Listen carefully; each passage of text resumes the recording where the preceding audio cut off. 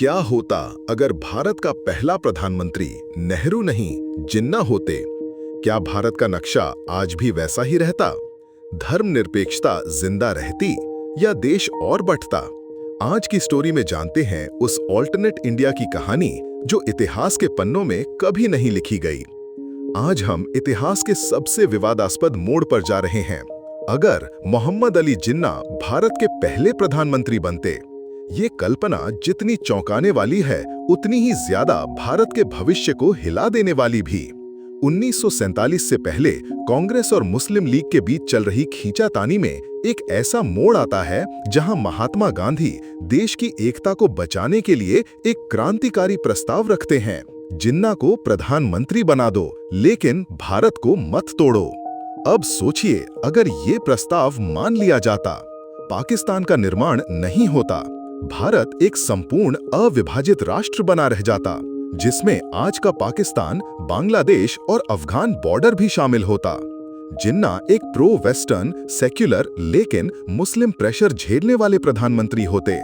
उनकी नीतियां धर्मनिरपेक्ष होती, लेकिन उन पर हर समय ये सवाल खड़ा रहता, क्या वो भारत के सभी धर्मों के लिए निष्पक्ष रह पाएंगे?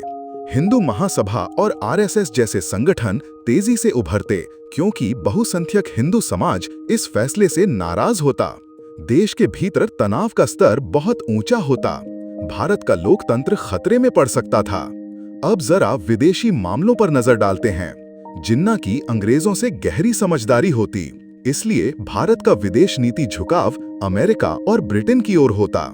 सोवियत संघ के साथ भारत के संबंध शायद कभी ना बनते, जिससे नॉन अलाइंड मूवमेंट की जगह भारत नाटो जैसा पश्चिमी गुट में शामिल हो सकता था। अब बात करें कश्मीर की। कश्मीर समस्या शायद शुरू ही नहीं होती, क्योंकि पाकिस्तान नाम का देश बनता ही नहीं।